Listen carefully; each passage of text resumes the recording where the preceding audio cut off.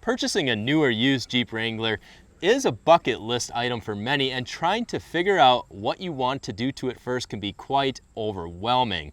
So to help keep things a bit less complicated, today we go through a few tips and tricks for modifying your new to you Jeep Wrangler. One of the biggest mistakes we see with new Wrangler owners is buying the wrong suspension kit to match the off-road performance capabilities you may be looking for. Too many times we've seen people try to piece together a kit with either used suspension components and try to match them with new parts, or just buying the most basic kits and then trying to figure out the correct shocks, coil springs, control arms, and other bits and pieces.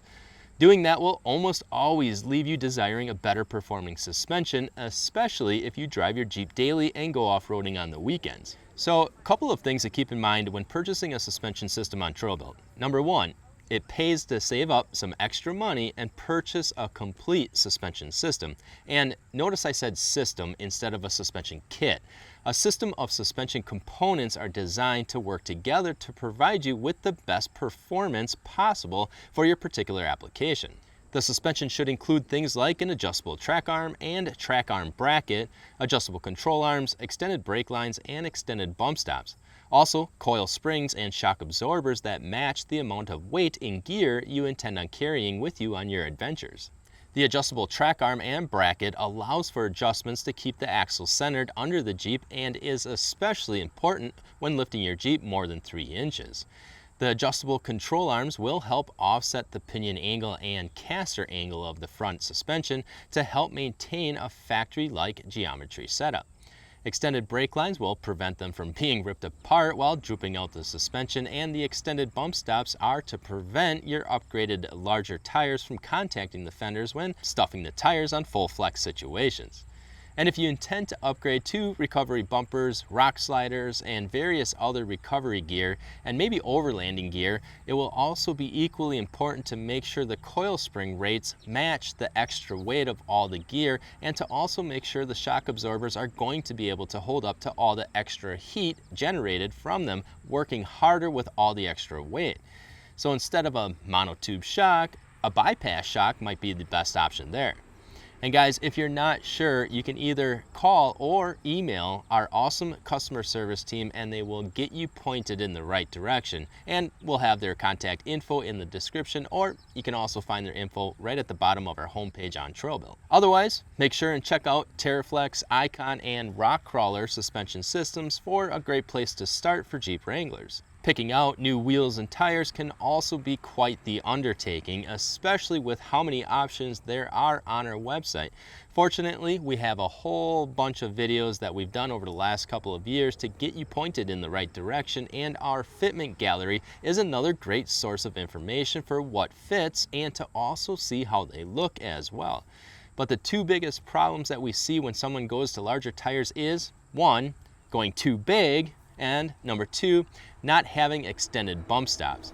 Too big of a tire can really rob you of gas mileage and power, especially on JKs with the older 3.8 liter, and can often lead to overheating the engine, or even worse, burning up the transmission, which is more of a JK thing. Too big of a tire size can also make the Jeep handle horribly, plus make them harder to stop in emergency situations. In most cases, up to a 35-inch tire will be okay. Heavier mud tires with thick sidewalls can be a bit much even in a 35-inch tire size, but 35s with extended bump stops, and in most cases at least a 2-inch lift, is about as big as you'll want to go. Any larger than that, and now you're going to have to start considering other expensive upgrades like re-gearing the axles, for example. Although 2018 and newer JL Rubicons seem to handle 37s quite decently from what I've been told. Not so much the case with 2018 and older JKs though. But make sure and let us know what your personal experiences are with running larger tire sizes. What size do you run, and what modifications, if any, did you have to do to run the larger tires? And if you haven't already, definitely make sure and add your Jeep to our gallery with the list of mods you've done as well, so that others can see what works and maybe what doesn't. Also, with getting a new set of wheels and tires, keep in mind that you'll want to get a matching spare as well. It's a bit more pricey, but will definitely save you a hefty tow bill or a pull off the trail if you should get a flat. The other thing with a matching full-size spare is to also upgrade the spare tire carrier to handle that extra weight, especially if you do a 35-inch tire or larger. With all the stress that a spare tire carrier takes from the weight, the factory spare tire carriers will fail after time, and up until they do, they'll rattle and make some pretty annoying sounds every time you hit a bump on the road or on the trail. The JL's spare tire carrier is a bit better than the JK's, but you'll still want to upgrade it to prevent any sort of failure from the extra weight of the bigger tire. TerraFlex has some great options to upgrade to and can be found right in the accessories section on TrillBuilt. They start at a couple $100 and go up from there, but worth it nonetheless. Also, when upgrading to a new front bumper on a JK, it's also important to purchase a front bumper where the winch is below the grille and not blocking the airflow to the radiator, especially on earlier JKs. Same thing when looking at grille mods.